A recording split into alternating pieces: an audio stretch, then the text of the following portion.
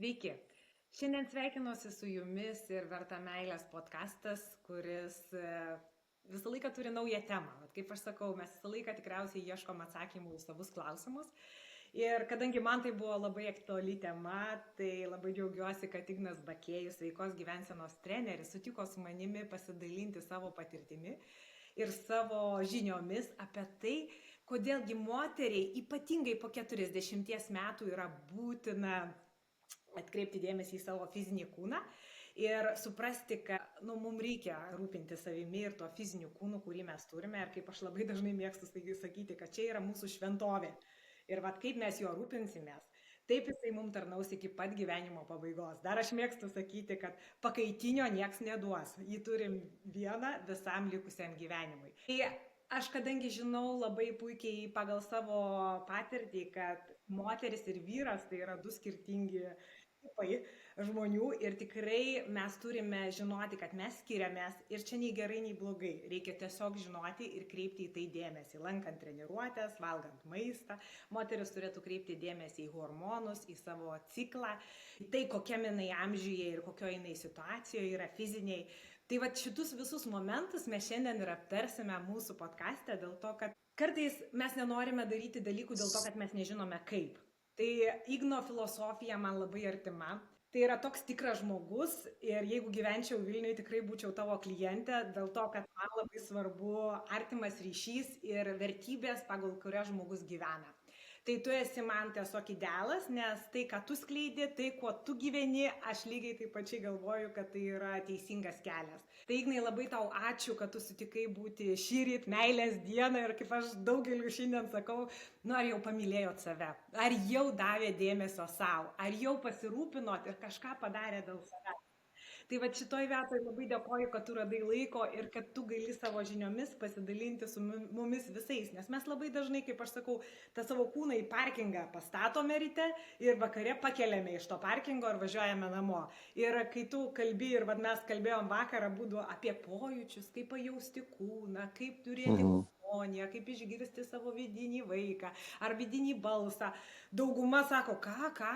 Man reikia jausti čia kažką kūną, tai žinau, kada valgyti, dar kažką daryti ir viskas, ir to visas pajutimas baigėsi. Tai tavo filosofija ir tas toksai jautimas ir pojūčiai ir suvokimas, kokioj, kaip aš sakau, psichologiniai būsenoj žmogus yra, kas pas jį per emocijos, kokia nuotaika, ką jis pasirengė šiandien dienai su tavim atėjęs į treniruotę daryti. Susirūpinti savo raumenim. Labas visiems, ačiū labai Jurgita už tokį nuostabų pristatymą, tiek daug gražių žodžių pasakėjai ir aš ten sėdžiu iš karto raustu. Bet, dėkui labai. Visų pirma dėl to, kad po tam tikro amžiaus žmogui ir labiau moterim, bet ir vyram tas pats pradeda nykti raumeninė masė, jeigu nėra fizinio aktyvumo ir mes tikriausiai esame matę tą visą mūsų senelių sutrumpėjimo tą mechanizmą ir momentą, kur tas fizinis aktyvumas kažkur jis išnyksta, nes labai gerai pasakė apie parkingą. Tai parkingą žmonės pastato ne tik rytui vakarui, bet pastato bent jau minimum tam laikotarpiui, kai vaikus augina, o paskui jau kai vaikai išeina, tada jau tenais reikia kažkaip susizgribti. Lenkiu žemai galvą ties to moterim, kurios netgi augindamas vaikus išlaiko tą discipliną ir mėgina išlaikyti visą tai per 14, 15, 20 metų tų vaikų auginimo etapo, o paskui tiesiog toliau tęsia. Bet to moterim, kurios sustoja tą daryti, nes tikrai tų sunkumų tikrai daug yra ir vaikus nešiojant, ir ten, žodžiu, didžiuliai disbalansai ir panašiai. Ir atrodo, kad aš lyg turėčiau būti stipri, ten vaikus nešioju, ištisai veikli, bet fizinis atskirai fizinis aktyvumas ir pratimai, ir stiprinimas raumenų, ir kryptingas pasiruošimas ten ir tam pačiam vaikų auginimui, tam etapui, tada paskui kažkokiem kitiem etapam. Jis turi būti ruošiamas atskirai. Ir mes tam labai gražiai kalbėjom praeitą kartą, tai ne tik, kad raumeninė masė pas moteris, žodžiu, labai stipriai nyksta, bet tuo pačiu moteris, jos gimusios yra šiek tiek, o labiau stipriau lankstesnės, nes klubų paslankumas dėl reprodukcinės funkcijos, dėl to, kad jos gali pagimdyti vaiką. Pas vyrus taip nėra. Tai jos iš savęs jau yra lankstesnės, mobilesnės Ir jos visą praktiškai gyvenimą, nes didžioji dalis gali sutikti, gali nesutikti, daro jogą, pilatesą, kažkokie prasimankštinimo pratimai ir panašiai. Tai didžioji dalis daro tai. O pas vyrus yra atvirkščiai, vyrai visą gyvenimą kilnoja svorius, kuo didesni eina ir daro. Ir kas atsitinka ties 40? Kad moteris turi tą nykstančią raumeninę masę, yra labai labai lankščios, labai labai užsimeditavusios ir panašiai, čia nieko blogo apie tai nesakau, bet jėgos trūksta. Lieknumas, sakoma ir matoma, kad lieknumas, bet prioritetas numeris 1, čia dabar mūsų kartos užduotis, liekna. Bet tuo pačiu, kad aš užlipu į 3 aukštą ir man pradeda širdis kalatotis. Tuo pačiu, kad man reikia parnešti maišus iš parduotuvės ir aš to negaliu padaryti, nes nėra jėgų, nėra ištvermės. Paskui prasideda kelių skausmai, juosmeninės dalies skausmai, pečių juostos skausmai užsiblokuoja. Tai visa tai byloja ir kalba apie tai, kad kur tavo jėgos treniruotis. Kur tavo darbas su, tarkim, nebūtinai ten su dideliais svoriais, bet kur tavo darbas su svoriais, su laisvais svoriais. O vyram iš karto automatiškai kitas klausimas. O kur tavo darbas su lankstumu, kur tavo darbas su pameditavimu, su savo ten proto nuraminimu, ten emocijų nuraminimu ir taip toliau. Kur pilatesas, kur gilių ir raumenų darbas. Ir va šitoj vietoj vyrai su moterim tam amžiui turi apsikeisti. Vyrai toliau turi tęsti jėgos treniruotės, bet inkorporuoti tempimo, valavimo, kinesterapinių mankštų. Moterim atvirkščiai, jos kadangi jau tai daro, jom reikia toliau tai tęsti, bet įdėti proporcingai kokias 2-3 treniruotės per savaitę. Jėgos treniruotės, kurios gali pasitreniruoti su svoriais ir tą visą, ir kaulų struktūrai tai yra labai gerai, ir sąnariam labai gerai, ir žinoma raumeninė masė. Jinai nenyksta, jinai gali augti, jinai gali pasilaikyti, jinai gražėja juo labiau. Yra toksai galbūt gajus mitas, kad merginos sportuodamas su svoriais atrodys kaip ten labai ten raumeningos, išryškėja ten raumeninės masės visos ir taip toliau, ir paskui vaikšto ta tokia didžiulė raumenų masė. Ir atrodo galbūt kažkam. Kažkam gražu, kažkam negražu. Bet labiau aš žiūrėčiau čia į tokį funkcinį panaudojimą visos tos dalies. Tai reiškia, kad jeigu tu nenori, kad taip atrodytų, tai tada atitinkamai ir sportuok. Atitinkamai maitinkis, atitinkamai daryk pertraukas ir atitinkamai nedidink svorių, nes paskui prasideda didinimai svorių, tada atsiranda kažkokie didžiuliai svoriai, su blynais, čia staklėse. Ir iš tenais atsiranda ta didžiulė masė, plus dar reikia atitinkamai maitintis. Tai va šitoj vietoj vienas iš tų faktorių, apie kurį mes dabar kalbėjom, tai yra, kad po 40 tas apsikeitimas tarp vyrų ir moterų jis turėtų vykti dėl tam tikrų priežasčių, bet tai yra tik tai viena dalis iš 6. Tai vieną dalį galėčiau atsakyti tai. Ja, tai aš iš savo patirties pasidalinsiu tiesiog, kodėl aš buvau iš tų, kur tu labai gerai apibūdinai, kad joga tai yra mano. Aš moteriškai, gražiai, ten viską darau, oro jogą, bet tokias jogas mėgau. Ir kuo daugiau gilinausi į ilgamžiškumą, aš supratau moterim, ką tas raumuo duoda, kodėl reikalinga ta raumenų masė. Aišku, suprantu tą visą, kaip aš sakau, tokį išgyvenimo mechanizmą, kad reikia pakelt maišus, reikia nunešti, reikia užlipti į 3 aukštą. Šitas dalykas aišku, bet reiškia, ką duoda raumenų masė ilgamžiškumui ir energijai. Tai visų pirma, pradėkime nuo to, kad aš jau daug metų dirbu su tuo, kad pas mane žmonės ateina ir skundžiasi skausmais. Juosmeniniai daly atjungia, užspaudę nervą, atjungia vieną koją, klubo užsidegimai, toliau pečių juosta, pečiai, kaklas, keliai. Ir mes galim kalbėti apie ilgamžiškumą, bet dar iki to ilgamžiškumo dar šiek tiek reikia luktelti, dar reikia sutvarkyti visus tos skausmus, su kuriais žmonės susiduria. O jie susiduria dėl to, kad Jurgita, iš tikrųjų idealizuojant, tai pati kalbėjo apie tai, kad žmonės sportuoja, nes tu sportuoji. Ir aš su žmonėm, kai susitinku, ir aš kažkaip mėginu truputį pakreipti tą temą ir sakau, tai tu sportuoji, tavo kažkokia aplinka sportuoja. Bet 98% žmonių nesportuoja. O tai kodėl čia tokie dideli procentai? Ir mes galim kalbėti apie tai, kodėl svarbu tai daryti, bet pirmoji eilėje žmonės to nedaro. Tai aš gal tiesiog norėčiau tokį akcentą uždėti, kad žmonės nesportuoja. Bet tiem, kurie sportuoja, arba tiem, kurie dabar klausys ir paskui pradės galvoti moteris, man gal reikėtų susirūpinti, reikėtų pradėti sportuoti. Tai visų pirma, gal yra tokie baziniai dalykai, kurie visai visumai žmonių yra svarbus.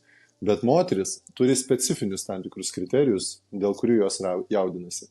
Tai pirmoji eilė, jeigu aš negeriu vandens, negeriu baltymų, nedarau jėgos treniruočių, yra didelė tikimybė, kad mano celiulitas jisai ir liks ir jisai neišsispręs.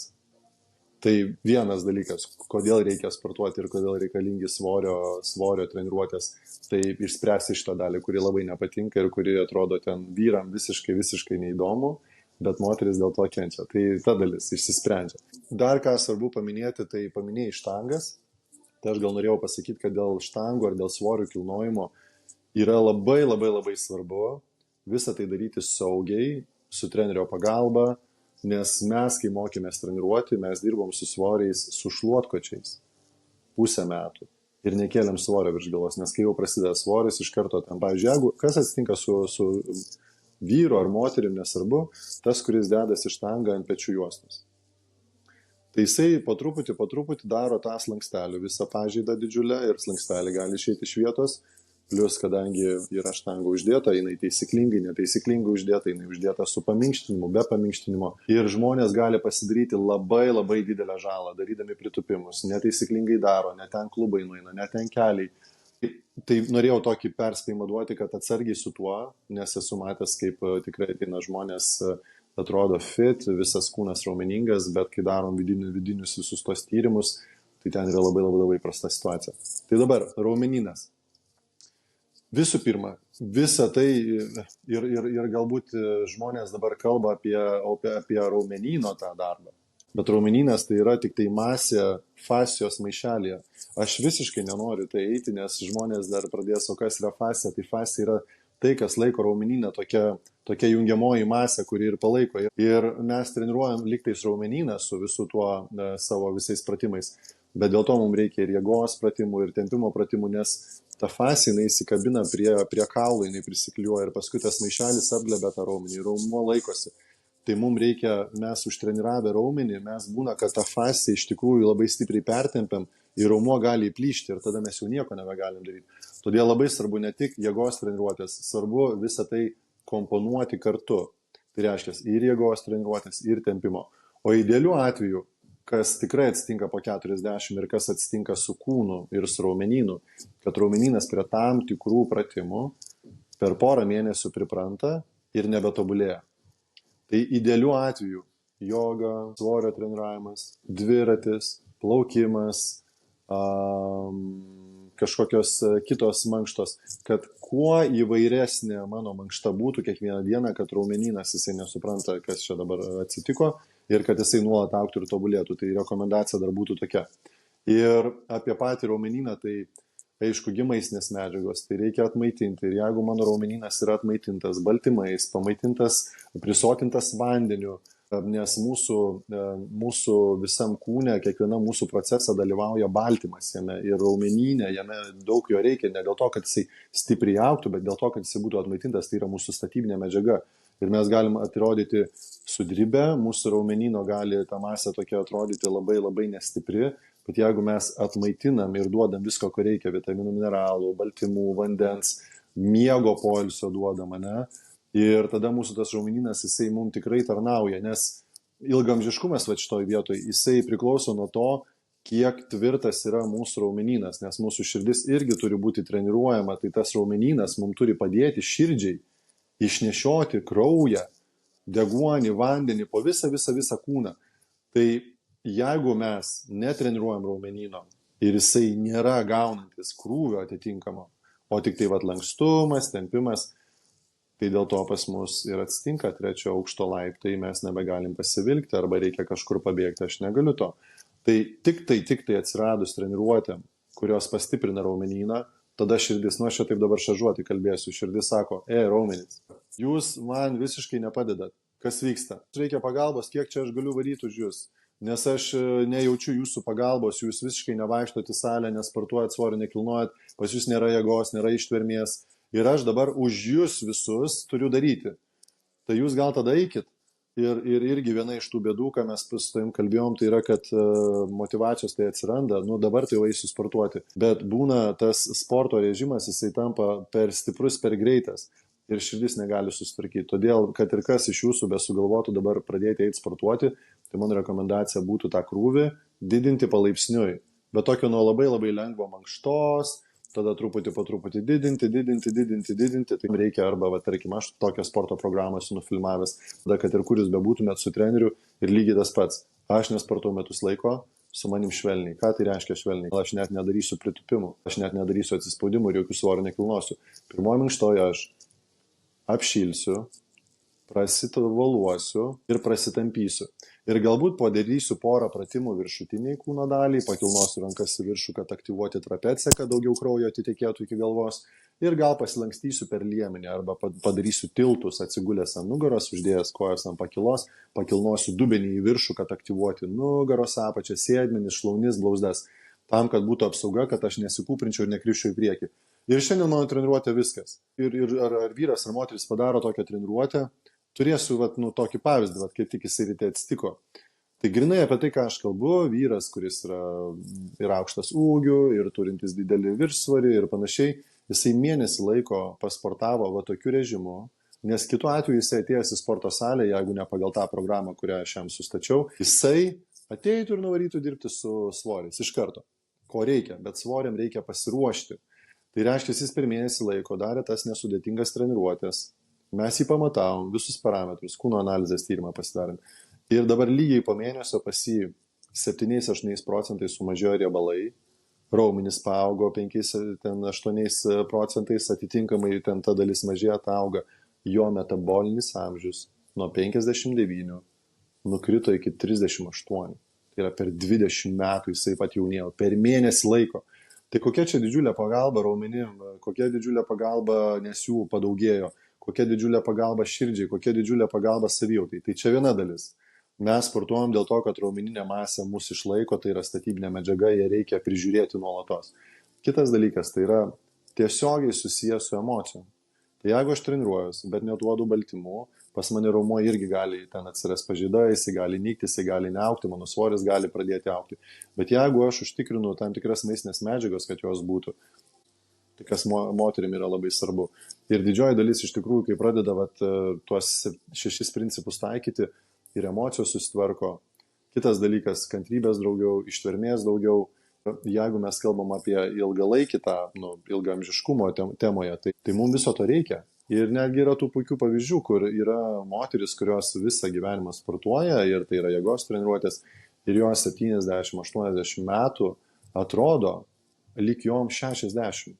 Ir tuo pačiu moteris, kuris to nedarė, nes galbūt apie tai nieko nežinojo, negirdėjo tais laikais, tada gal nėra ir tokia gera situacija mankštom senjoram, ne?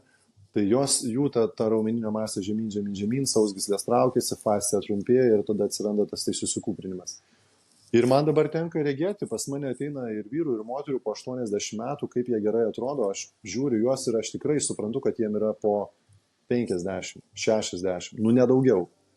Ir protas, kaip blaiviai šneka, mintis pagauna, kur tai irgi yra didžiulė pridėtinė vertė, tas treniravimasis, ką jisai padeda padaryti. Tai visų tuo periodu, kol tu tai darai, jis tau padeda, jeigu tu tinkamai į maistą dar sudedi į vidų.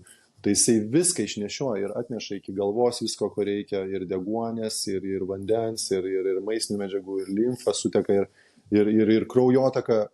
Ir tada žmogus, tu su juo kalbėti ten 50 metų, 60 metų ir supranti, kad jisai labai gerai gaudosi. Jeigu dar omegos pripildai pas save į visą sistemą. Tai yra tų niuansų ir detalių, kurie turi būti papildyti, kad pats tas sportavimas, aš galiu pasakyti taip, gal čia taip nuskambės labai drastiškai, bet jisai duoda tik tai 20% rezultatų. 80% duoda mytyba, bet ta mytyba jinai labai platu, ten dar viską, ką reikia sudėti. Ir kadangi žmonės nuo mažų dienų, nuo mokyklos, nuo universiteto, nuo šeimoje auginimo vaikų, verslų darimo ir panašiai, neturėjo kada pasigilinti, kaip ir pati pasakė nuo pat pradžių, į esminį, pamatinį žmogaus parametrą, tai yra sveikata, nes be jos mes nieko neturim, iš karto ten turim 100 problemų, sveikata sugedo, turim vieną problemą, 99 nebeaktualios. Tai pat jeigu ir kodėl ties 40 tai turėtų pasidaryti svarbu.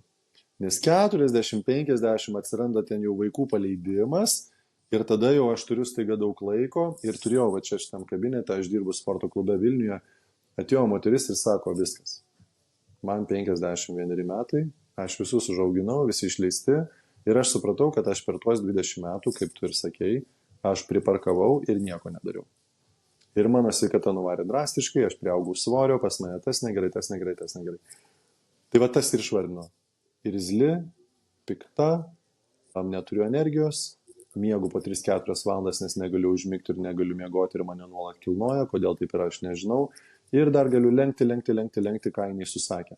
Bet štai staiga, jinai atsisėdo, valandą laiko pakalbėjom, sudariau jai programą, jinai nuėjo pradėjo sportuoti ir jinai rašo man žinutę. Ignai, vasario 4 dieną aš pradėjau, tai šiandien vasario 14, 10 dienų pas mane atsirado 8 valandų miegas.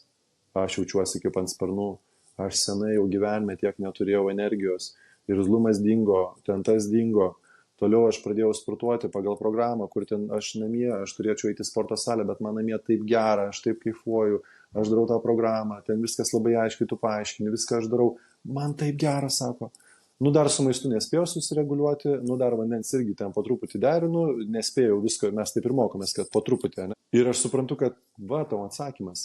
Bet ties, negaliu taip sakyti, kad ties nuo 20 iki 40 ten nėra to proto. Yra daug greičio ir yra tas parkingo momentas, labai gerai pasakė, man patinka, panaudosiu šitą būtinai. Ties 40-50 atsiranda išminties. Jau gyvenimo pamokyti, atsiranda išminties ir tada prioritetai persiskirsto. Čia, hopefully, aš labai tikiuosi, kad tai persiskirsto. Tai tam mes ir darom šitą jo. Kadangi aš dirbu su moteriam, tai žinai, čia yra va, tas laikotarpis, ne šiaip sau, mes atsidūrėme jame ir moteris tikrai labai daug turi kūne pokyčių fiziologinių ir dėl to tu nenori kažką turi daryti, nes diskomforto yra labai didelis kiekis. Tai mūsų tas premenopauzė, menopauzė, hormoniniai dalykai, va tie iš tikrųjų daro labai didelę įtaką moteriai ir jos gyvenimo kokybei. Tai kaip aš sakau, žinai, žmogus yra tinginys. Ane, dėl to tu labai gerai pasakei skaičius, kad 98 nesportuoja, ne? Procentai. Dėl to, kad žmogus iš prigimties yra tinginys.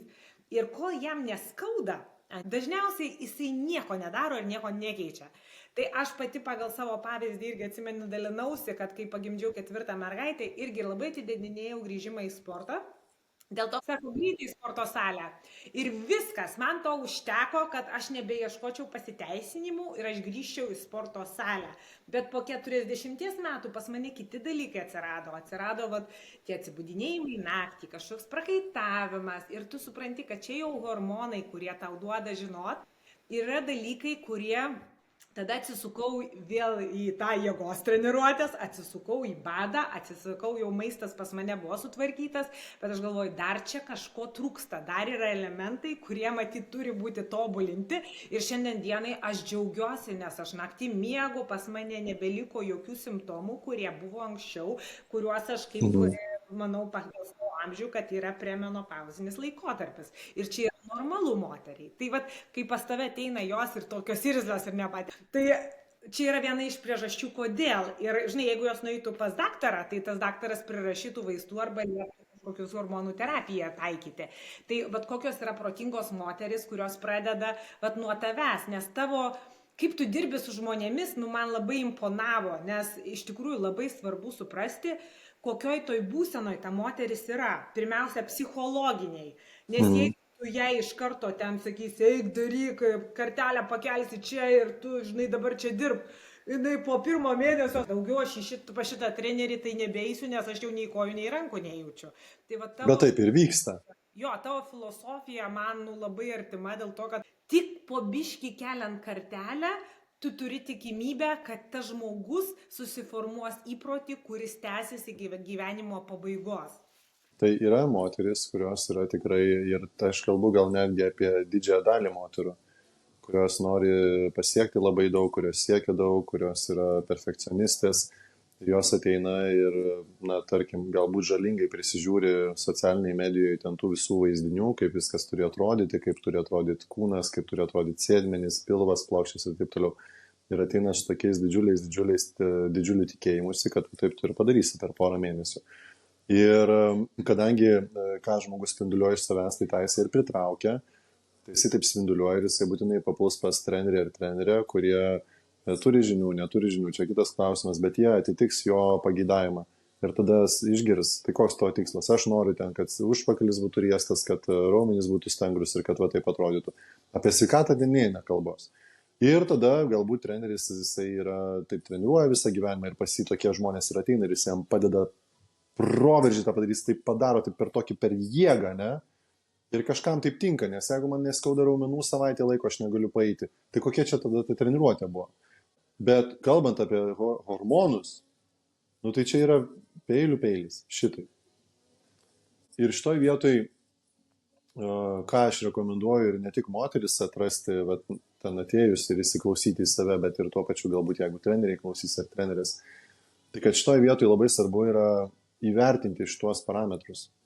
Įsivertinti, kad yra toks amžius. Įsivertinti, kad yra tos emocijos. Tai yra kiekvienas žmogus pasakytas žodis konsultacijai, jisai turi didžiulę reikšmę. Ir kažkurioje vietoje reikia suprasti, kad aš galbūt net nesu kompetitingas šitą žmogų dabar imti ir treniruoti.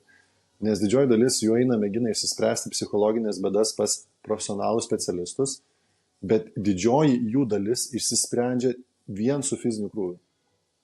Vien su kūno poreikiu patenkinimu išsisprendžia. Nes aš tada kažkaip galvoju, kad man tos situacijos spręsti nebereikia, jin dabar nebe tokia aštri, o jeigu yra didžiulis trūkumas ir didžiulis badas sporto, didžiulis badas maisto, didžiulis badas vandens ir miego, tai tada bet kokia ta situacija, jinai išaštrėja iki tokio aštrumo, kad aš dėl to ir noriu prie jų kabinėtis ir tada, aišku, aš suprantu, kad aš negaliu taip gyventi, todėl reikia eiti pas psichologą, psichoterapeutą ar dar kažkur, kad man padėtų. Bet tai va šitoj vietoje, kai žmogus ateina ir jisai vardina visus šitos dalykus ir aš parametrus tuos, aš turiu tokių nemažai klausimų, mes per konsultaciją taip darom. Ir aš tada sakau, aha, ir tada aš taip holistiškai matau, kad, nu gerai, tai žiūrėk, iš 6 pagrindinių dalykų. Tu nesportuoji, negeri vandens, nevalgai pagal valandas, kad užtikrintum maistinių medžiagų pasisavinimą per visą dieną ir kad, žodžiu, nekenktum savo organizmui. Tu negeri, tu nemiegi normaliai. Tu nevartoji baltymų, kad atstatytų ir sustatytų tavo tą visą kūną ir aprūpintų to, ko reikia. Ir tu negeri vitaminų mineralų, kas yra omega, skaidulas, vitaminų mineralų kompleksas. Tai tu to nedarai. Tai kaip tu įsivaizduoji, kodėl tavo tokia situacija yra? Supranti. Ir tada pagrindžiu. Jeigu vandens nėra, tai tada taip. Jeigu to nėra, tai tada taip. Tu matai, tai čia dėl to. O aš galvojau, kad čia mano vaikystės traumas. Jos ir yra galbūt priežastis, bet jos išsispręs pas terapeutus einant. Gal jos nebus tokios aštrios ir tavęs taip nežalos iš vidaus, jeigu būtų fiziniai poreikiai patenkinti. Ir staiga iš karto pasitenkina fiziniai poreikiai, tada gyvenimas gražus, tada nuotaikos iš depresyvios išeina į tokią pozityvę, kad aš čia viską matau, man viskas patinka. Aš nekalbu apie klinikinius atvejus. Aš kalbu apie didžiąją daugumą, su kuria man per 15 metų teko susidurti juos treniruojant. Bet mano kvietimas tiek moterim, tiek treneriam yra ir žmogus, kai jisai pirmą kartą normaliai, kai jam skiria laiko, su atjauta, paaiškina kažkas, kad tai yra svarbu. Žmogus įgyja žinių, jisai iš karto tampa laisvas. Bet, ir dėl to per vieną dieną, per savaitę, per 2 mėnesius, man duok per 2 mėnesius rezultatą. Taip neatsitinka. Todėl, pavyzdžiui, tą kokią programą mes dabar esam sukūrę. Tai yra metų laiko, minimum. Ir dėl to mes gaunam srautą žmonių, kurie ateina va tokie ir jie nekalba apie tai, kad aš noriu turėti riestą sėdmenį, noriu turėti plokščią pilvą. Kažkur galutiniam variante, kaip pasekmė, tai turėtų atsitikti, nes jeigu viską išmoksim, bet žmogus nemoka elementarių 6 principų, todėl jam reikalingi metai laiko minimum, kad jisai išmoktų gerti vandenį. Po kiek to vandens? Kada jį gerti? Kaip nepersvasti? O jeigu man į tualetą? O kas tada? O kaip ta? Ir visą tai žmogų edukuoja. Tada paskui paaiškinė prie ko čia tas valgymas. Tai 3 kartus dienoje valgo, o dar reikia baltymų suvartoti tarpuose ir taip toliau. Ir tada žmonėms visą tai yra tiesiog per daug. Bet tada sakai, pala. Gerai. Mes pradėkime, prašau, tai čia, kai jie nekalba apie tą ne per didelį kiekį vienu metu visko.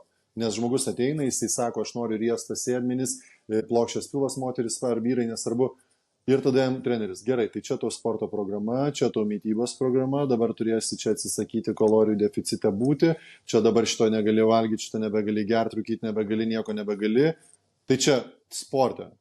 Gerai, dar tada įimu, pas mane yra asmeninis kažkoks tobulėjimas, augimas, dar tada yra mano vyras, dar tada yra mano vaikai, kiekvienas su savo bairiais ir ten atsitinka mokyklo reikalų ir taip toliau. Ir dar tada yra mano paskolas, dar tada yra mano dar kažkas, dar darbas, kurio nepaminėjau, dar tas. Ir, ta prasme, ir dar maisto. Ir viskas. Ir žmonės 2 mėnesį, 3 savaitės sugeba atsilaikyti. Jeigu dar fizinis krūvis yra per didelis, tai yra stereotipinis standartinis pavyzdys po 2-3 mėnesių metą. Tai visų pirma, ant kiek tai didelis stresas organizmui. Hormonai išsibalansuoja, dar jeigu tu svoriu, kilnoji, čia visur krauni. Tai dėl to, ant kiek tai yra jautru, vat ir mano kvietimas yra toksai, kad tiek treneriai, tiek žmonės, pajautrintai pažiūrėkite į save.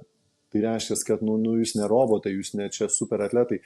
Padarykim taip, per metus laiko, per 2, per 3, per 4, per 5 metus padarykime jūs tais super atletais, kurie ateinančius 30, 40, 50 metų gyvensite tokiam didžiuliam disbalansė, žinosite apie sveikatą viską, žinosite kaip sportuoti, kaip maitintis ir tada tas ilgamžiškumas aktyvuojasi.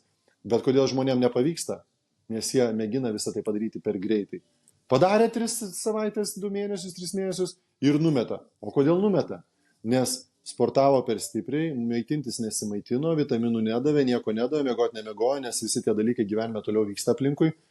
Ir tada kūnas, kai pavargsta, jisai chemiškai, hormoniškai išjungia ir užblokuoja. Jis ne tai, kad laimės hormonus siunčia, ar kad motivacija yra, o jis siunčia nelaimės hormonus, jis siunčia demotivaciją. Tada treneris blogas, salė bloga, viskas blogai, viskas nervuoja. Kodėl?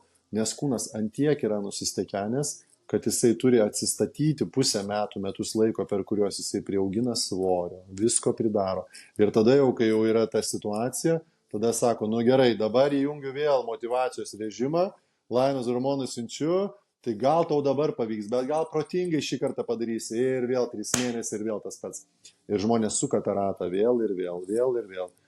Turbūt aš atėjau į sporto klubą ir klubo savininkui sakau, o sukurkim tokią programą, pavyzdžiui, kad žmonės galėtų išmoktų šito rato nebesukti. Kad jie, nes labai lengva tokius žmonės pasodinti ant tokios adatos. Nupirko abonementą už 3 eurus ir mes dar tau damokėsim. Nusiperka, neina, verslui labai gerai, bet žmogus nepasiekia rezultato. Tai kaip padaryti ir kažkaip nesinori metai per metus tos pačios žinutės, ateik sportuoti nuo naujų metų, ateik daryk tą. Ir man toksai, palauk, tai reikia ne apie tai kalbėti, reikia žmonėms kalbėti apie tai, kaip nebeįkristi tą patį ratą ir kaip iš jo išeiti, kaip jį ištemti. Ir mes komunikavom tokią žinutę, žmonės atsiliepė ir atėjo, bet tie patys žmonės irgi apie kuriuos tu kalbėjai, jie sėdi ir sako, aš noriu sveikatos, aš noriu ilgamžiškumo, aš noriu neperspaus, nes pamenu, buvau nuėjus, savaitį laiko, kažkoks jaunas treneris man davė treniruotę, aš savaitę laiko neatsikėliau iš lovos, pas mane raumenynas plyšo, viskas skaudėjo ir aš net nebenorėjau pasižiūrėti tą sporto klubą daugiau niekada ir iš viso aš sportuoti bijau. Įsivaizduoju, kokią galima žalą padaryti su viena treniruotė. Tai aš tikrai labai prašau mylėti save ir su ta didžiulė atjauta suprasti, kad mes esam toks cheminis didžiulis junginys ir kad tenais yra žmonės kvalifikuoti, kurie gali, bet jų reikia ieškoti, kurie gali jūs palydėti per visus gyvenimo etapus. Neštumo etapas. Tengi reikia atskirai viską daryti ir prižiūrėti ir panašiai ir su atjauta. Tai pavyzdžiui, kai pas mane ateina moteris 40 plus sportuoti, mano yra tokia frazė, ko tu šiandien nori, kaip tu šiandien jautiesi. Žinok, pas mane yra ten PMS-as, aš ten mirštu, nieko negaliu ir nenoriu ir nieko nedarysiu ir noriu tiesiog, kad mane kas nors nušautų ir noriu gulėti. Tai gerai. Šiandien nieko negaliu padaryti. Ir girdžiu, kad tinginys, žinai. Čia trenerio dar pajauta turi būti. Ir tada aš iš karto gerai duodu ten kažką. Bet ašgi tau sakiau, kad čia nieko nenoriu daryti. Ir matau, ką daro. Ir prasimuša ta dalis. Ir tada, Ignai, kaip tau ačiū, žinok, tu pramuši, iš kur tu žinojai, kad man to reikia. Tai va, per daug metų, daugiametę patirtį gali tuos dalykus pamatyti ir pajusti. Jo, bet tu čia, nuostabiai, aš kaip tik jau planavau užduoti šitą klausimą, bet tu pats jau ir atsakėjai. Tai kadangi būtent auditorija yra moteriška pagrindė ir tas ciklas pas moterį jis yra ir jau tos, kurios supranta ir gyvena tą sąmoningą gyvenimą, jau supranta, kad tikrai negali vienodos turėti treniruotės tada, kada yra ciklo pradžia ir tikrai negali turėti vienodos treniruotės, kai yra ciklo pabaiga. Kaip mes irgi kalbėjom apie tai, kaip mums iš tikrųjų reikia atsiklausti ir kaip ta emocinis tavo kūnas, tavo fizinis ir tavo mentalinis kūnas turi būti išvien. Nes jeigu pas tave yra viskas, kiekvienas į savo pusę, tu net nesupranti nuo ko ir kaip, bet jeigu tu turi trenerį, kuris sako, kaip tu jautiesi, ne, jeigu tu pasakai, man PMS ir tu aiškiai žinai, kad ko jai reikia. Tai vat, tokiu būdu iš tikrųjų moteris supranta, kad reiškia yra normalu nespausti savęs, nes yra moteris, kurios yra, žinai, kaip aš sakau, aš esu labai disciplinuota. Aš save daug metų galėdavau privers bet ką daryti. Dabar mokausi mylėti save ir girdėti save ir atsitraukti tada ir, kaip aš sakau, pabūti pauzėje, kas man labai sunku, bet aš mokausi.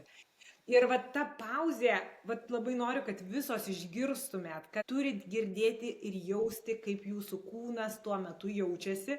Ir Ignai, tave reikia dauginti ir siūsti į visas pasaulio šalis, kad moteris turėtų galimybę ateiti pas tokį trenerį, kuris mato kūną ne kaip tik fizinį daiktą, kurį reikia ištreniruoti, bet jis mato kaip visumą, holistinis požiūris į kūną, kaip užvesti visas sistemas, kad iš tikrųjų žmogus kiekvieną dieną, aš kaip sakau, Švedijoje yra įprasta vaikus pradėti lavinti šitoje srityje nuo labai labai anksti ir pas juos labai anksti susiformuoja sporto įprotis ir kaip mano sūnus, pavyzdžiui, savaitę nenueina į sporto klubą, jie blogai jaučiasi.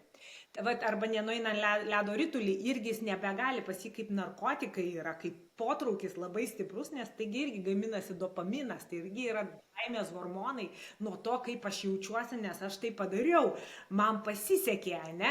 Tai va šitoj vietoje tiesiog reikia suprasti, kad ir labai gerai, kad tu kalbi kaip visumą apie vandenį, apie maistą, nes kaip tu sakai, sportas yra tik 20%, visa kita yra 80%. Ir kodėl ta savijauta ir kodėl tas protas iš karto reaguoja, dėl to, kad visi jau žinom seniai, kad mūsų antri smegenys yra čia, pilve. Tai va, Aš sakyčiau, kad gal pirmieji smegenys, nes dabar mokslas kalba apie tai, kad per vagus nervą iš žarnyno atkeliauja iki smegenų net 80% mūsų visos informacijos. Tai čia jau dabar, žinok, debatai prasideda, tai kurios šitos pagrindinės smegenys. Nu jo, matai, mūsų pilvas, mūsų hara centras yra ta intuicija, kuri mus veda. Dar vienas dalykas, tos moteris visos nori, aš irgi buvau viena iš jų, kur labai norėjau plokščio pilvo. Bet dabar perskaičiau tokią gerą knygą, Wild Woman, ir supratau, kad, klausyk, aš niekada gyvenime dabar nebenoriu plokščio pilvo, nes čia pasirodo mano kūryba gyvena. Ir kad jisai turi būti laisvas, kad jis neturi būti tas keturkampiukais reiškiasi visas. Kad pas moterį kūrybinė energija yra šitoj vietoje ir jeigu čia šiek tiek yra lašinė, arba šiek tiek yra kažko, tai čia viskas yra gerai, nes čia yra mūsų visa kūryba, visas kanalas, kuris yra. Tai va, Jurgita, noriu pridėti apie kvadračiukus, jeigu galiu, ne, tada paskui galėsi pratęsti mintį, tai nepamiršk. Kvadračiukų siekimas, jisai yra tiek žalingas, nes moteris siekia to procentinio riebalų šito vieneto, body fat, procento to žemesnio, bet tai atsitinka su didžiulė dehidratacija kūne. Ir jisai yra tiek žalingas, kad jisai gali sutrikdyti moterų ir hormonus, ir ciklą, ir nevaisingumas iš to gali atsirasti. Tai čia yra tas jau, aš sakau, meškos paslauga iš socialinių erdvių, kad va taip turėtų atrodyti. Ir tie patys influenceriai, kurie taip gyvena, jie labiau pasidaro, prisifilmuoja, o tada paskui gyvena netokiam išsausėjime, nes būtent tas išsausėjimas atsitinka nuo dehidratacijos. Tai kaip tai galėtų atrodyti sveikam plane? Tai sveikam plane yra taip, kad nes tą kūno lieknumą galima padaryti maisto pagalba ir išlaikyti jį. Ir tas natūralus moterus atveju nuo 20-30% body fat, riebalai, jisai turėtų išsilaikyti, nes kas jau eina žemiau 20, tai tada atrodo va tie kvadračiukai, bet tai jau einam į žalą. Ir vyram nuo 10-20%. Ir ties 13 jau yra labai gerai ir ten 10 ir žemiau jau čia yra varžybiniai šitie pasirodymai, bet ties 1-2% koncentracijos stovykloje žmonės mirdavo. Tai vadinasi, kad to siekimo jo žmonės galbūt nežino ir siekia, nes nori atrodyti va tai, bet iš ten iš karto turėjo omeny hormonai out, paskui ten emocijos out, nesuvaldomai gali būti. Vaizdas tai yra. Ir aš net nebejoju, kad moteris turi tą failą, kur jos žiūri ir jos nori to vaizdo ir jos kol nepadarys, tol nebus ramu. Ir ar aš negaliu? Visi viską gali. Bet kokia kaina? Ir tada mes kalbam apie tokius kraštutinumus. Tai arba aš labai labai labai su viršsvariu, arba aš labai labai labai liekna su six-packu. Betgi yra viskas gerai būti per tą vidurį, bet kaip kalbėjai, tą wild woman. Nes taip, tai visų pirma, jeigu aš esu didžiuliai dehidratacijai, tai ne tik kai, kad mano raumenynas atrodo gražiai, bet įsivaizduoju, kad dehidratacija vyksta ir smegenyse, ir kūne, ir sanariuose, ir visur kur. Ir paskui dėl to tikrai aš turiu ne kartą vieną jau ten per tiek metų treniravęs moterų, kurios tikrai ateina, va, yra tokios lieknos, jo, žinai, ten viskas gerai, aš galiu, bet didžioji dalis neprisižiūri tiek to maisto, tuo sportuoja, sportų pasiekia, kas yra labai retas atvejis vien tik tai sportų pasiekti, nes didžioji dalis pasiekiama yra maistu. Ir dar norėjusi paminėti apie tokias vilties molekulės. Tai vilties molekulė yra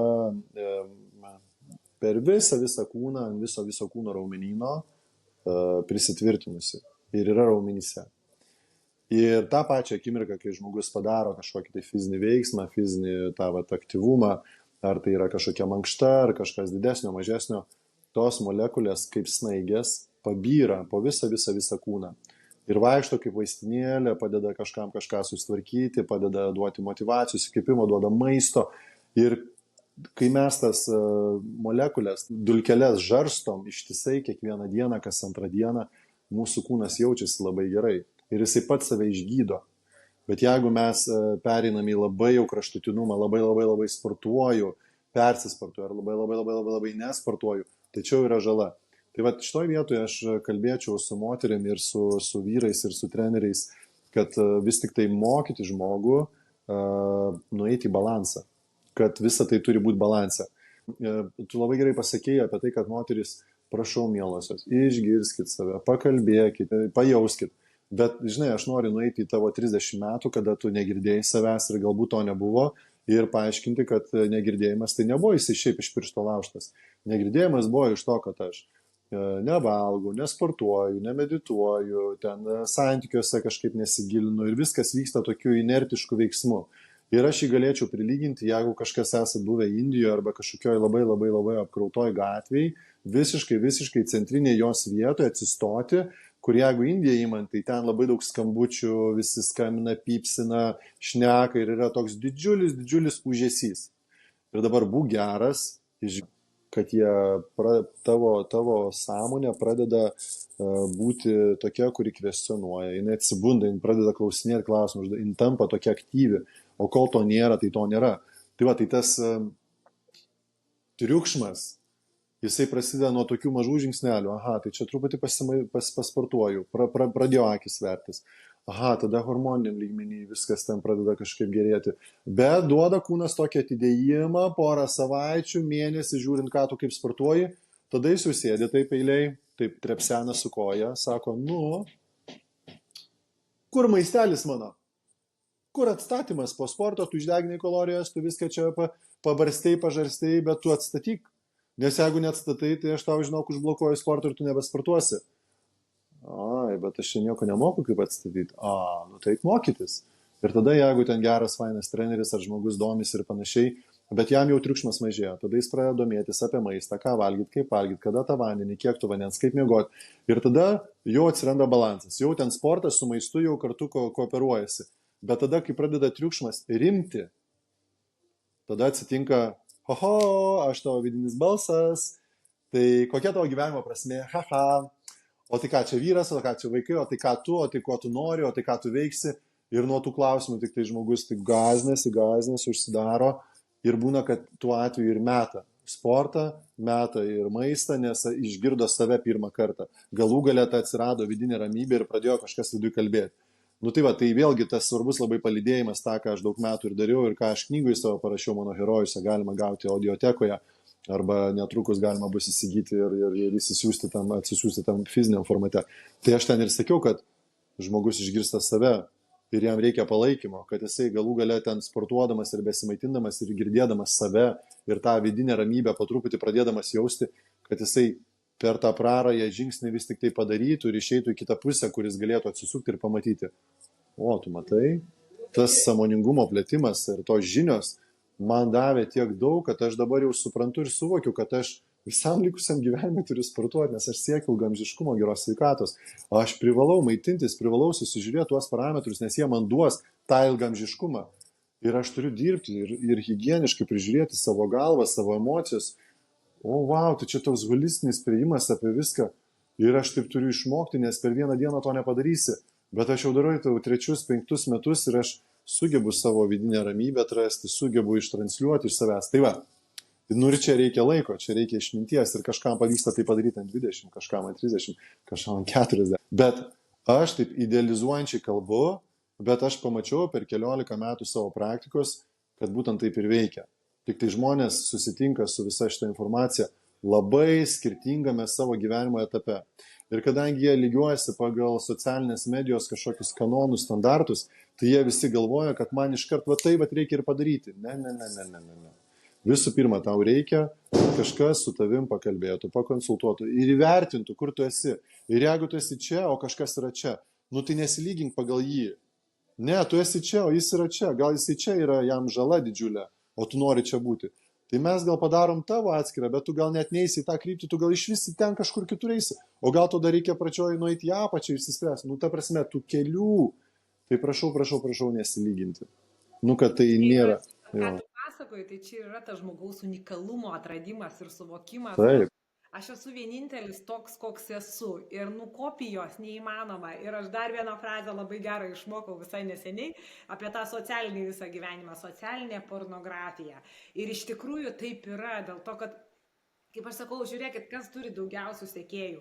Tikrai ne tie, kurie gal kalba apie kaip sveikai gyventi ir kaip keisti mintis, kaip pačiam dirbti su savimi, kaip tvarkyti su savo vidiniu dialogu, kaip susitarti arba susitikti su tuo vidiniu aš.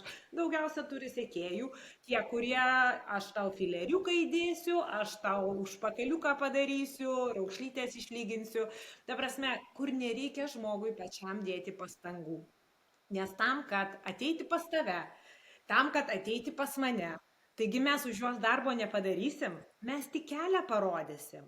O jam darbą pačiam reikės padaryti. Ir tokių žmonių, kurie jau šiandien dienai pribrendo ir sako, aš noriu būti savo gyvenimo režisierius, aš noriu ir aš jau girdžiu tą balsą vidinį. Ir kaip aš sakau, kai susitvarkai va tuos dalykus, kodėl žmonės pradeda matyti tas netgi problemas arba traumas iš kito kampo, dėl to, kad tau nebetrodo tai baisu, nes viskas yra viduje ramu. Nebėra tau, kaip tu sakai, žinai, to chaoso, to viso, žinai, garsų, kurie tave iš proto varo. Tu pagaliau pradedi girdėti, kas ten viduje darosi. Ir kaip aš sakau, visi atsakymai yra čia viduje, tik tu užduok klausimą.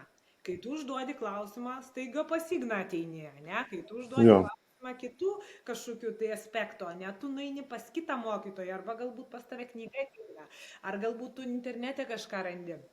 Bet visada pas tave ateina atsakymas.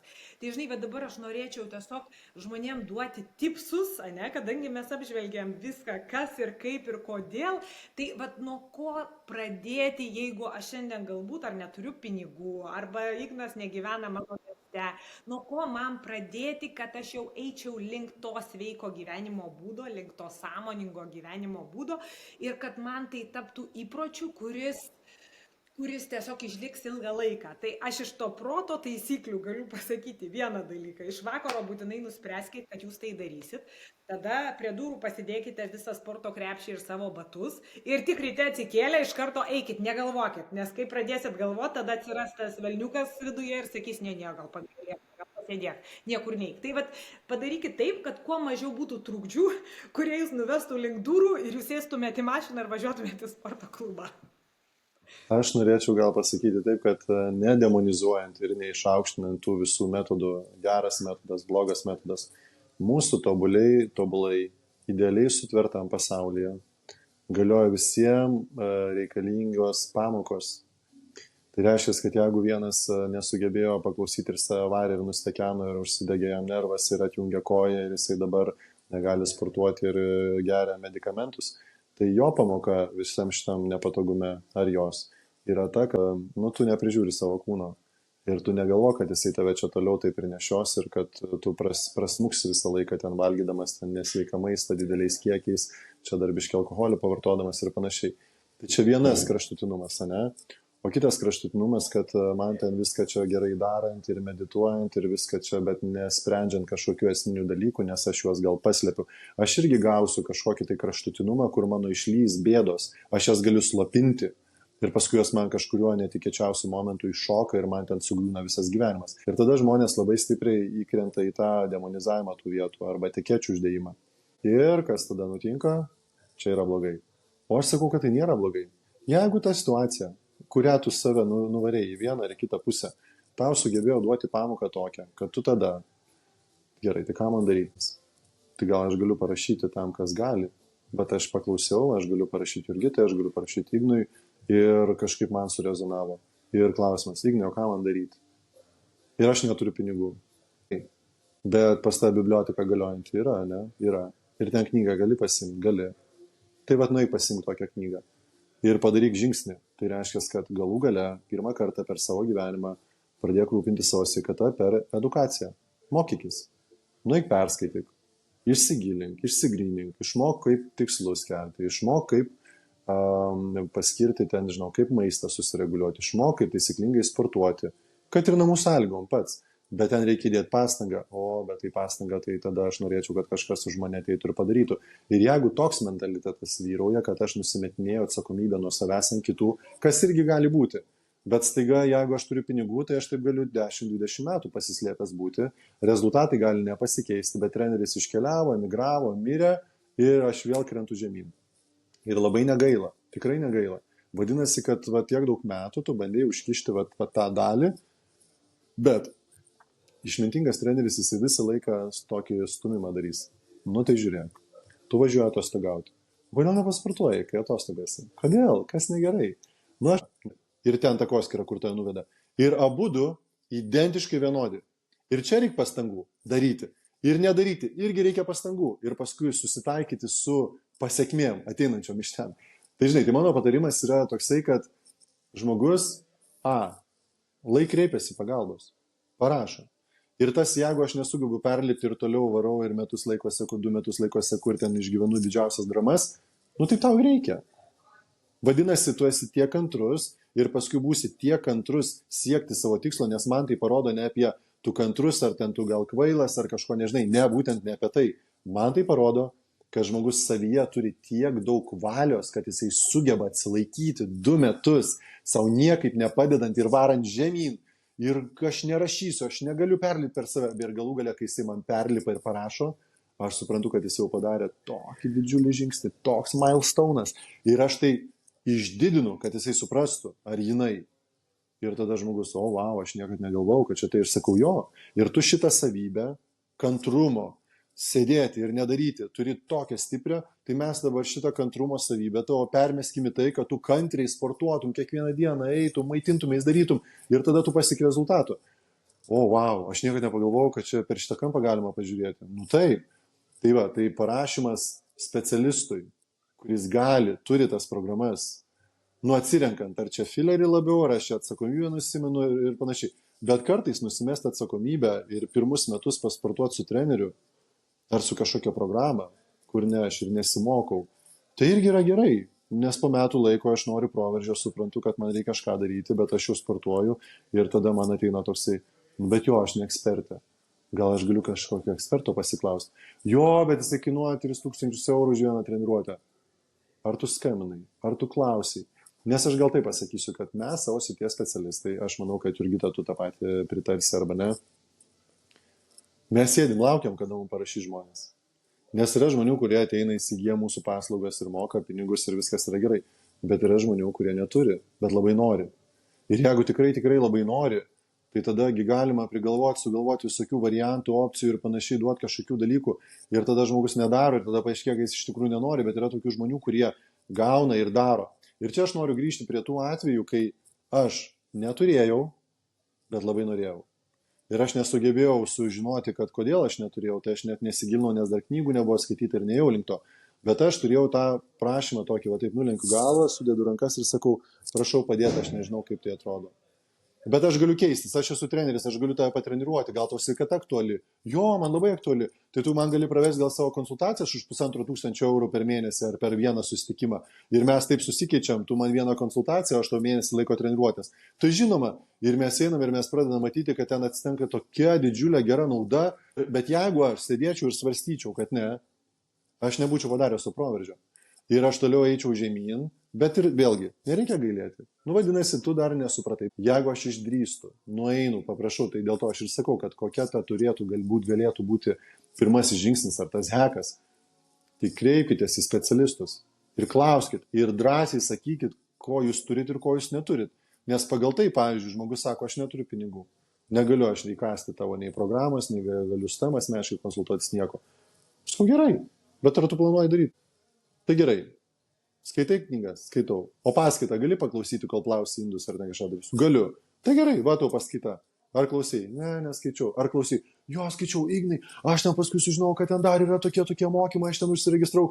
Tai va, nieko nekainavo. Nes mes turim visą tą pasaulyje laiką savyje, mums tik tai reikia išmokti jį perskirstyti. Bet jeigu aš laiko nemoku skirstyti, gal aš galiu parašyti žmogui, kuris jį moka skirstyti. Ir gal aš galiu pasimokyti, ar kažkaip būti naudingas, gal aš galiu tavo studiją plauti kiekvieną dieną, o tu mane galėtum pamokyti. Nu, turiu omeny, opcijų yra neišsemiama galybė, tik tai jeigu aš nedarau veiksmo ir nesurizikuoju ir nenueinu padaryti, nu, tai gal sakyčiau, veiksmas ir surizikavimas. O tada jau pačiupinėti, paragavus, kas čia atsitiko, spręsti. Tai mano, ne mano. Bet protė vien tik tai sėdint labai sunku. Moterim pas juos yra tos du tokie jausmai, nu, kaip aš sakau, kurie tikrai labai stipriai greunantis - gėda ir kaltė. Labai dažnai jos jaučia gėdą, kad jos yra šitoj situacijoje ir jos pačios nesugeba iš jos išlipti. Mes taip pat, žinok, vyrai, tą patį turim, jaučiam gėdą, kad esam situacijų, negalim išlipti. Jo, ir supranti, ir vietoj to, žinai, ir jau jos dažniausiai kreipiasi į mane tada, kai jau, nu, yra dugne. Ir aš irgi tą patį joms sakau, bet žiūrėk, kokia laimė, kad tu atsidūrei dugne, nes tik tada tu radai mane. O jeigu, sakau, tu būtum per vidurį plaukiojus, tai dar neaišku, kiek metų tu būtum neradus manęs, nes tau nebūtų dar taip skauda. Ir dar nelaikas gal, irgi ok. Tai va šitoj vietoj nėra blogai, kai žmogus tikrai, bet kaip aš sakau, nu, šiaip tai nebūkim tie kankintojai savęs. Jeigu matai, kad kažkas ne taip, arba kažkur aš nejaučiu, kad aš gyvenu 100%, imk ir daryk. Bet pavyzdžiui, kaip aš savo vyrui padėjau įeiti į tą tokį gyvenimą aktyvų, tai tiesiog aš sugalvojau, kad, žinai, sakau, davai ryte atsikeliam valandą anksčiau ir praeinam ratą. Nu, apie valandą laiko.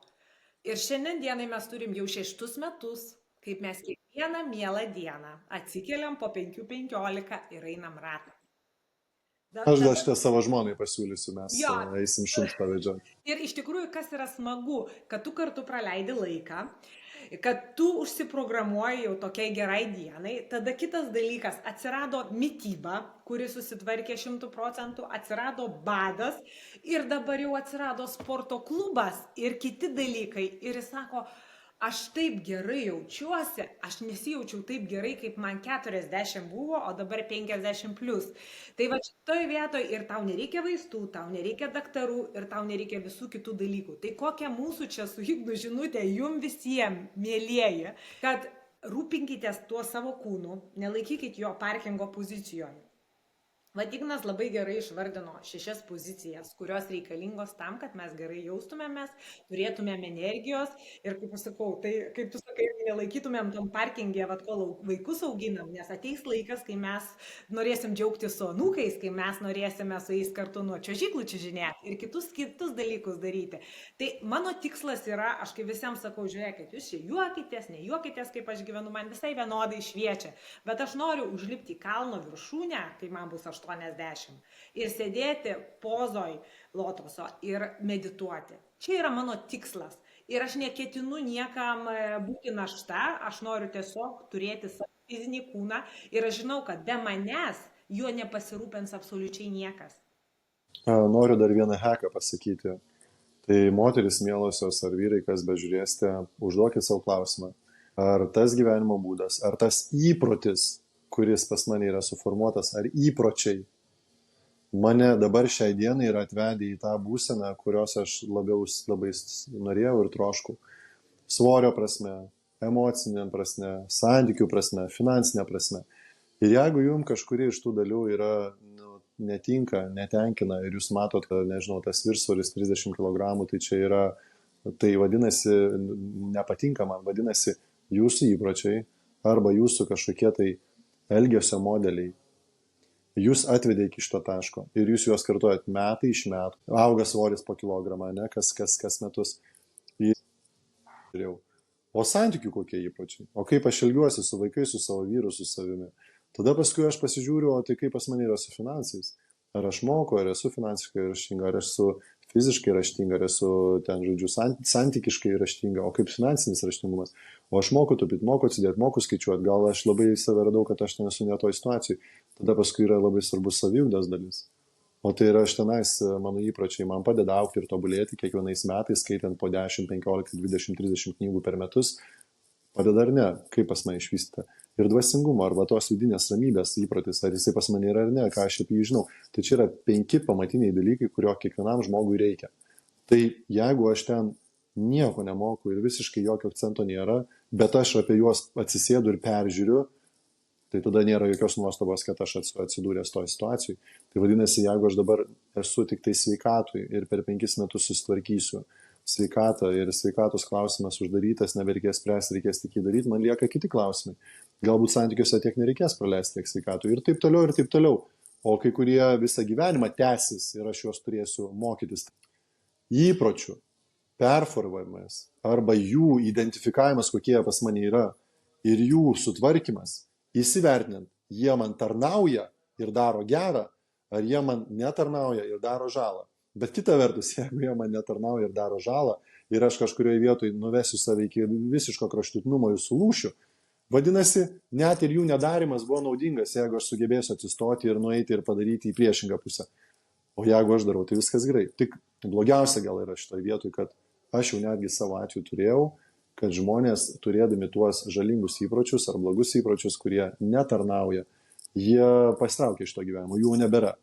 Tai vadinasi, kad vis tik tai yra ta kritinė riba, kur jeigu jau atėjo likimas ir lemtis ir tau jau ten laikas iškeliauti, turi iškeliausi. Bet šitoj vietoj buvo 300 000 milijardų perspėjimų. Žiūrėk, jau ten visata jau ten trenkė, jau davė, sulaužė ir žmonės vis dar nesupranta. Tai jeigu jūs sugebėsit kažkokiu būdu parašyti, paskambinti ir pradėti savo kelionę link sąmoningumo, link sveikatos, link santykių, link dvasingumo, link saviugdos, jūs vienareikšmiškai atrasite tą savo kelią ir būsite laimingos ir truputį po truputį, neinvaziškai, va taip kaip Jurgitos man tą labai mielą, malonu klausyti, jinai čia tokią savo gyvenimišką patirtį dalina, bet taip ir atsitinka. Dar paskutinį akcentą uždėsiu. Jurgita, aš labai noriu paklausti, o kuri Jurgita čia visą šitą padarė? Va tokį pokytį, proveržį ir tai, kad tu darai hipnoterapijas, tai, kad tu darai kitus dalykus ir edukuoji, ir mokai, ir žmonės jungiasi moteris ir gauna tą. Tai čia kuri dabar ta Jurgita padarė? Ta, kuri dabar yra on the top, ta, kuri viršui, kuri Jurgita padarė? Noriu. Kuri atsidūrė ant mirties lenkščio? Va, prašau, va, gerai, duok man sekundę. Tai va šita Jurgita, ne ta, kuri yra on the top. Tai čia mes kalbame apie atskleistą tavo potencialą, kur aš net nebejoju, kad pas tave dar gal potencialas atskleisis tik per nago juodimą, va tik tiek ir kiek dar jisai atsiskleis. Bet ta Jurgita, ant kurių mes moteris ir vyrai ant savęs važiuojam, stumiam, varom. O Dieve, tu pažiūrėk, kokį tu atrodai, kaip tu sori prie, o Dieve, pažiūrėk, kokie tai finansai, ir mes nuolat ant savęs važiuojam. Bet aš noriu tik paminėti, kad būtent tas asmuo sugeba atrasti vidinių jėgų, nueiti mokytis, skaityti knygas, valgyti, sportuoti ir viską daryti. Va tas, kurį mes visą gyvenimą plakėm. Ir paskui jis sėdė ant Olimpo be pigų. Ir tada jau žmonės klausia, tai Ignai, kaip tau pavyko? Nu tai la, aš padariau.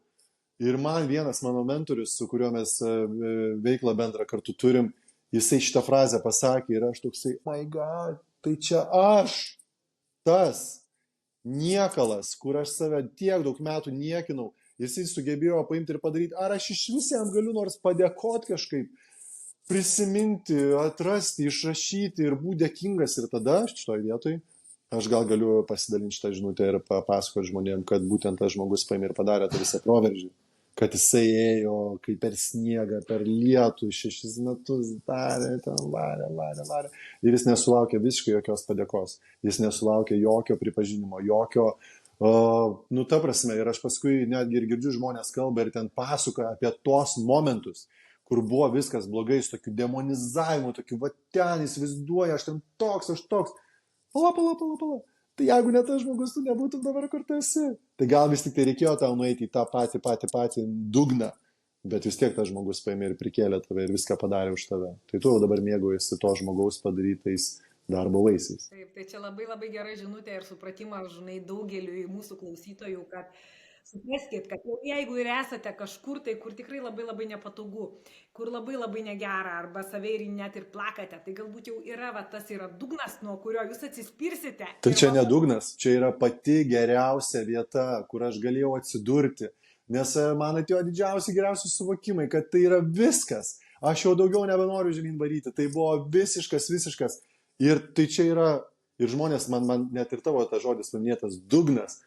Aš galvoju, kad čia net ne tai, kad dugnas, čia yra pati geriausia, labiausiai apšviesta, labiausiai fainiausia vieta, nuo kurios aš, nuo dabar mano gyvenimas eina tik geryn. Ir jeigu šita diena neatsitiktų, aš niekada to nepasiekčiau ir tai nebūtų atsitikę. Kad, žodžiu, netgi įsivaizduokit mentaliai, va tokia yra labai gera knyga Jūsų pasąmonės galia. Tai kaip aš pasakau, kas ten yra, tai taip ir yra. Tai aš kažkaip galvoju, kad čia yra nuostabiausia diena gyvenime, kurie galėjo atsitikti, kai aš pasiekiau tą etapą, kur man atėjo suvokimas, kad viskas. Tai yra ta diena, kada aš suduodu šitą pažadą, traukiu save ir varom pirmyn, nes aš žinau, kad manęs laukia didingi dalykai. Ir, pavyzdžiui, netgi kalbant apie tave, tu darai tokią įtaką moterim, ir vyram, ir žmonėm, komunikuoja apie tai, darai podcastus. Ir dabar tik pagalvokime apie tai, kad tu nebūtum nuėjus iki to dugno, nebūtum prie mirties ir nebūtum padarius ir kiek tu žmonių nesugebėtum padėti. O tuos žmonės, kurie pasauliniu mastu daro pokytį, o jeigu jie nebūtų savęs atradę, tai tas mūsų dugnas, kaip mes jį vadinam dugnu, tai yra geriausia, kas galėjo atsitikti. Ir apie visą tai mes galim išmokti ir perskaityti knygose, bet tas knygas reikia skaityti. Požiūris, aš sakau, tik kampą, žinai, matymą pakeiti ir staiga iš to, kur atrodė, wow, kaip čia, pasaulio pabaiga, tu supranti, kad čia didžiausia dovana, kokia gyvenime galėjo įvykti. Tai... Ir tai situacijai padėkot, kad jinai atsitiko. Įsivaizduoju, jeigu jinai nebūtų atsitikus, jeigu ne mano vaikas, jeigu jisai nuo pat mažų dienų nepradėtų manęs mokyti ir spausti. Aš nebūčiau atsidūręs ten, kur aš atsidūriau, nes aš dėl to, kad mane spaudė ir aš nemokėjau ir nežinau, nes aš paauglystė nesimokė po vaikų auginimą, apie santykius, visiškai praleidau, nes maliau šūdą.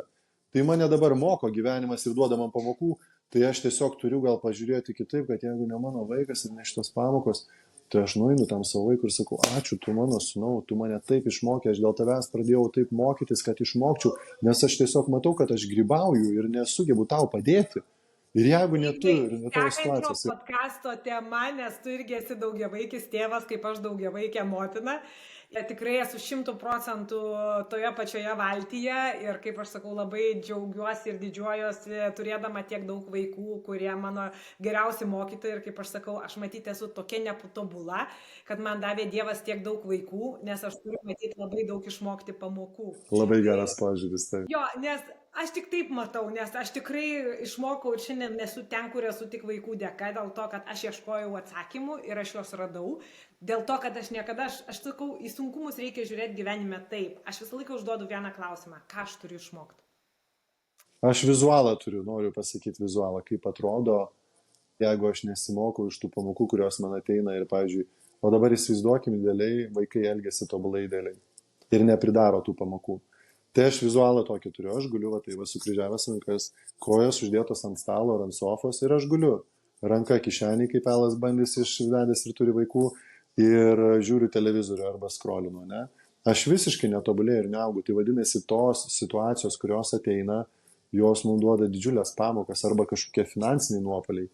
Tai jeigu ne tas finansinis nuopolis, aš net nebūčiau susivokęs, kad aš galiu taip ten atsidurti. Ir dėl to aš dabar staiga turiu kažką daryti kitaip, nes pasirodo, kad mano įpračiai, mano žinios ir mano gyvenimo būdas, jisai daromas netinkamai. Bet jeigu aš jo nebūčiau daręs, man ateitų žinios ir suvokimas, kad aš turiu keistis. Nuostabu. Tai Ignai labai tau dėkoju už tavo laiką, už tavo išmintį, už tavo tą holistinį tokį požiūrį į tai, kaip apskritai gyvenime reikia matyti ir girdėti ir jausti ir kurti tą harmoniją ir balansą visame kame, kur mes esame. Tai jau matau ir jaučiu, koks bus sekantis mūsų podcastas. Bet šitam podcastui tikrai mes pasidalinom ir tikiuosi, kad bent vieną iš jūsų palėtė mūsų žodžiai ir mūsų kvietimai. Tikrai drąsiai kreipkitės, ar mane, ar Igną. Ignas turi sukūręs nuostabią programą, kuri vadinasi Ignition. Tai visiems metams skirti pratimai ir kur tikrai galite palaipsniui pradėti ir mokintis. Taip pat aš pradėjau jau klausyti audio jo knygą, bet dar nepabaigiau. Herojus, teisingai. Mano herojus. Mano herojus, tai tikrai labai rekomenduoju ir tikrai žiūrėkit, perskaitykit, pasiklausykit dėl to, kad jūs matysite ir save, galbūt savo vaikus Igno istorijose, galbūt save tose istorijose, bet labai rezonuos, kam rezonuos, tikrai daug ką pasiimsit, nes tikrai Ignas yra nuostabus žmogus, kuris... aš nesu sutikus kito tokio trenerio kaip tu, Ignai, tikrai nuoširdžiai tau sakau dėl to, kad tu matai, daugelis sako, kad viską galima padaryti sportu, o tu labai mano požiūrį patvirtini, kad sportas yra tik 20%, o 80% yra visa kita. Tai, Ignai, ačiū tau dar kartelį labai, tikrai mes dar susitiksime ir su jumis, mėlėjai, pasidalinsime dar savo išmintimi, bet mes abudu turim tą pačią filosofiją. Mes dalinamės tik tuo, kuo gyvename ir kuo 100% tikime. Tai žinokit, mes esame tikri ir mes visą tai, ką šnekam ir kuo dalinamės, esam patys praėję. Tai ačiū tau, Ignai, ir ačiū jums, mėlėjai, kad klausote. Jeigu jums patiko šitas podcastas, tiesiog spauskite subscribe ir dalinkite su savo draugais, dalinkite su tais, kuriuos manot, kad tikrai reikalinga ir bus naudinga. Nes mano tikslas yra vienintelis - skleisti tą žinią ir tą informaciją, kuri padėtų jums lengviau ir šviesiau gyventi kasdienybėje. Taigi iki kitų kartų.